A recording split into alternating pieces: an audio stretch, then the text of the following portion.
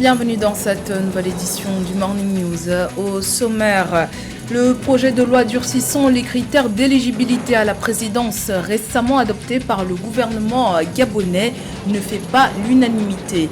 De nouveaux critères, notamment fustigés par l'opposition qui dénonce une manœuvre visant à éliminer des adversaires. Intégration sous-régionale. Le Cameroun et le Nigeria sont désormais reliés par un pont. Le pont international de Cross River vise à augmenter le volume des échanges entre les deux pays. Et les Lions indomptables du volleyball, à nouveau championnes d'Afrique. Les Camerounaises ont battu les Kenyanes en finale pour la 3e fois consécutive. Résumé en fin d'édition. Mais tout d'abord, l'homme qui a inspiré le film Hôtel Rwanda, Paul Rusesabagina, a été reconnu coupable d'infractions liées au terrorisme. Paul Rusesabagina, qui a qualifié son procès de simulacre, n'a pas assisté à l'annonce des verdicts ce lundi 20 septembre, affirmant qu'il ne s'attendait pas à ce que justice soit rendue. Accusé de soutenir la branche armée de la plateforme politique d'opposition, le mouvement rwandais pour le changement démocratique, la justice rwandaise l'a reconnu coupable de formation d'un groupe armé illégal et d'appartenance à un groupe terroriste. Le MRCD serait responsable d'attentats commis en 2018 et 2019 dans le sud du Rwanda, attentats au cours desquels 9 personnes ont trouvé la mort. Adopté par le gouvernement le 13 septembre dernier, le projet de loi visant à durcir les critères d'éligibilité à la présidence de la République suscite les débats au sein de la classe politique gabonaise. À 2 ans de la prochaine élection présidentielle, l'opposition y voit une manœuvre du pouvoir en place visant à évincer la concurrence. Dorénavant, pour être candidat à un scrutin présidentiel au Gabon, il faudrait être résident sans discontinuité sur le territoire national, au moins 6 mois chaque année. Samantha Sabero. Au terme du dernier conseil des ministres qui a eu lieu à Libreville, le gouvernement gabonais a adopté un projet de loi visant à durcir les critères d'éligibilité à la présidence de la République. La nouvelle loi, qui n'a pas encore été adoptée par le Parlement, suscite déjà des débats. Selon l'article 2 du dit texte, désormais sont éligibles à la présidence de la République tous les Gabonais jouissant de leurs droits civils et politiques et ayant résidé sans discontinuité sur le territoire national au moins 6 mois chaque année au cours des 2 dernières années précédant l'élection. Une fois de plus, le Gabon s'inscrit malheureusement, il faut le reconnaître, dans la logique des États africains qui changent leur cadre législatif à l'approche de l'élection présidentielle. Ce projet de loi a une double vocation. D'une part, conforter le pouvoir en place et le PDG dans la conservation coûte que coûte du fauteuil présidentiel en ayant la totale maîtrise du candidat ou de la candidate. La nouvelle loi s'applique également aux Gabonais en poste dans les missions diplomatiques et dans les organisations internationales dont le Gabon est membre. Aussi, selon le texte, tout Gabonais bénéficiant d'une autre nationalité ayant exercé des responsabilités politiques ou administratives dans un autre État ne peut se porter candidat. Il faut aussi reconnaître d'autre part que c'est une occasion de dissuader les activistes de la diaspora et les membres de l'opposition établis à l'étranger afin qu'ils ne puissent pas candidater à l'élection présidentielle prochaine puisqu'ils n'auront pas résidé au pays par rapport à ce que prévoit cette loi. Il faut aussi dire une chose, c'est que c'est une manière pour le pouvoir actuel d'écarter d'autres membres du clan Bongo qui ont élu domicile à l'étranger, à l'instar de Denis Omar Bongo Ndimba. Ce projet de loi a pour mission, selon l'opposition, d'éliminer des potentiels adversaires à la présidentielle de 2023. Certains Gabonais ont indiqué sur les réseaux sociaux que cette disposition vise à écarter Omar Denis Junior, fils d'Omar Bongo Ondimba, qui réside à Brazzaville au Congo. Coopération sud-sud entre l'Éthiopie et le Maroc. Addis Abeba a récemment signé un accord de développement conjoint avec le groupe marocain OCP pour la mise en place d'une usine d'engrais, un projet qui vise à renforcer le secteur agricole éthiopien et répondre à la hausse de la demande en engrais. Marine Tolo. Un accord signé entre le ministre éthiopien des Finances et le groupe marocain OCP, qui est une société anonyme et premier exportateur de phosphate brut dans le monde, permettra à l'Éthiopie de voir naître une usine d'engrais local. Toutefois, cet accord se base sur la faisabilité, l'évaluation d'impact conceptuel, environnemental et social et les études hydro- et géotechniques qui ont été menées dans le pays. l'Éthiopie, dans sa stratégie et dans sa réflexion, souhaite diminuer de manière importante ses importations, sachant que le pays a des besoins très importants au niveau des engrais, puisque ça représente aujourd'hui plus de 1,4 milliard de dollars par an. Et on dit, selon certains observateurs, que ça pourrait atteindre jusqu'à 2 milliards de dollars par an. Via ce projet-là, qui est un coût faramineux, puisque OCP n'a jamais autant investi en dehors des frontières marocaines dans un autre pays du continent, en investissant donc plus de 2,4 milliards de dollars dans cette usine à production d'engrais, il y a donc cette visée d'être autosuffisant à l'horizon de 2030. D'après les clauses de l'accord, un complexe d'engrais intégré sera établi à Dirkdawa en utilisant les ressources de gaz éthiopiens et d'acide phosphorique marocain. Par ailleurs, le ministère éthiopien des Finances s'est dit fermement convaincu que ce projet contribuera de manière significative à répondre à la demande croissante d'engrais de l'Éthiopie. On est là dans une plateforme intégrée mondiale parce que l'Éthiopie pourrait quand même être l'un des grands pays producteurs d'engrais comme ça en Afrique de l'Est, et ce qui sera important pour la sous-région Afrique de l'Est, c'est le Common Market of East and South African. Alors, c'est une débouchée qui va créer des emplois, c'est une débouchée qui va créer des activités, et les activités qui vont créer comme ça des agropoles industriels, parce qu'il y a un défi industriel, il y a un défi agricole. Vous savez, la sous-région Afrique de l'Est est une sous-région qui a des défis agricoles, et ces défis doivent être relevés comme ça par la production de l'engrais, parce qu'il faut amender le sol. D'après les autorités des deux pays, la réalisation de ce projet nécessitera un investissement initial estimé à près de 2,4 milliards de dollars durant la première phase pour développer une unité de production d'engrais de 2,5 millions de tonnes dans le pays. Selon le ministre des Finances éthiopien, avec ce projet, à partir de 2022, les importations d'engrais en Éthiopie représenteront 1 milliard de dollars et pourraient potentiellement atteindre 2 milliards de dollars en 2030. Également dans l'actualité, en Tanzanie, l'Office des céréales et autres produits prévoit d'acheter 420 000 tonnes de maïs chez les exploitants durant la campagne 2021-2022. Cette opération d'un coût de 200 milliards de shillings tanzaniens sera effectuée sur la base d'un tarif de 500 shillings par kilo, un niveau au-dessus des prix du marché tournant autour de 200 à 300 shillings. Elle permettra notamment à l'organisme public de disposer d'un stock suffisant pour faire face à ses obligations commerciales.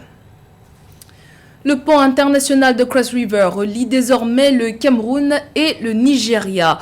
L'infrastructure financée à hauteur de 39 millions de dollars par la BAD permet d'assurer la liaison entre la région du sud-ouest du Cameroun et l'État de Cross River au Nigeria, de quoi renforcer les relations commerciales entre les deux pays et favoriser l'intégration sous-régionale. Joël Ballot.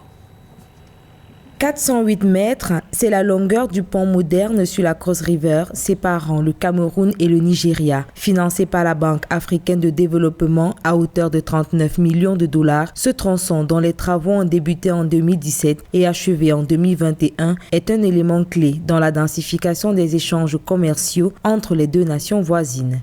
Ce pont est tout un symbole parce qu'il ne réunit pas simplement deux pays, mais deux régions, à savoir la CEMAC et la CEDEAO. Donc on espère qu'avec cet ouvrage, on pourra établir une très forte intégration et aussi bénéficier des effets induits de la ZLECAf, c'est-à-dire la zone de libre-échange continentale africaine. Donc c'est un espoir d'une forte intégration économique, des initiatives de paix.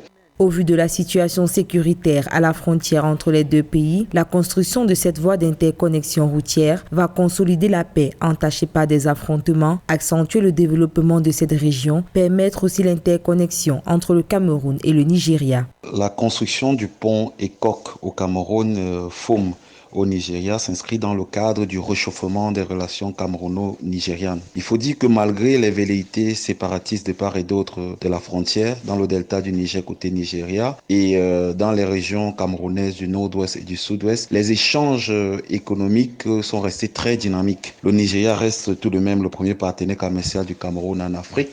Soulignant qu'à l'intention du gouvernement camerounais, les leaders de la société civile anglophone avaient déjà décrié le manque criard des infrastructures routières et l'enclavement des bassins de production. Aujourd'hui, grâce à la construction de cette voie, c'est une porte d'entrée sécurisée pour des échanges de toute nature entre les deux nations. La 3e édition du sommet Climate Change Afrique s'est tenue en format virtuel du 15 au 17 septembre 2021. La rencontre a notamment permis aux acteurs non étatiques du continent d'échanger sur l'accès aux données climatiques et énergétiques. Samantha Sabero.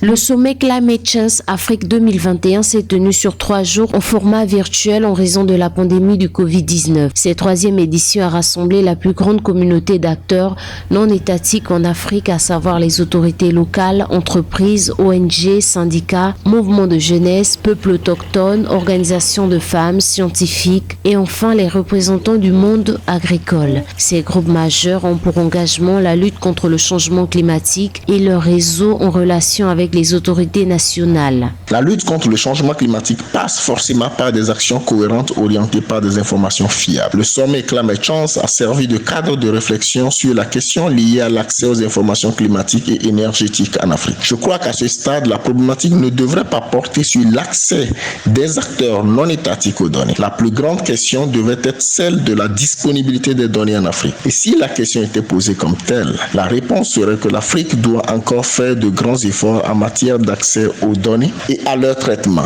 Cette édition a mis en lumière les questions urgentes en matière de changement climatique et d'accès au financement climatique au niveau local dans la région subsaharienne. Durant les débats, l'accès aux données climatiques et énergétiques pour les acteurs locaux a été soulevé à plusieurs reprises. Selon les scientifiques, le partage d'informations sur le climat est essentiel pour que les acteurs non étatiques africains puissent élaborer des stratégies environnementales efficaces et pour pouvoir s'adapter au changement climatique. Car les données sont importantes pour guider et orienter les choix politiques et stratégiques en matière de développement. Les acteurs non étatiques ont besoin de données fiables, mais peuvent aussi en produire. C'est le cas de Global Network for Disaster Reduction, qui avec le projet Views from the Frontline fournit des informations à partir des données collectées auprès des populations. Climate Change est une opportunité de plaidoyer afin d'améliorer la collecte et le traitement des données en Afrique, de les rendre disponibles et de renforcer la capacité des acteurs non étatiques à en produire. Notons que la COP26 se tiendra à Glasgow, au Royaume-Uni, en novembre 2021, alors que la COP27 de 2022 se tiendra sur le continent africain, dans un pays encore à définir. Dans l'actualité sportive, le Cameroun a remporté pour la 3e fois consécutive le championnat d'Afrique féminin de volleyball 2021.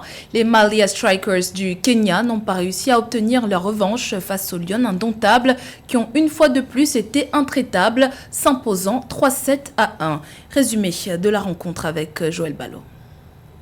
Le Cameroun reste indétrônable au volleyball africain chez les dames. Ce 19 septembre à Kigali au Rwanda, les volleyeuses camerounaises se sont imposées 3-7 à 1 face au Kenya. Elles conservent ainsi leur suprématie dans cette discipline après avoir remporté l'édition 2017, 2019 et maintenant 2021.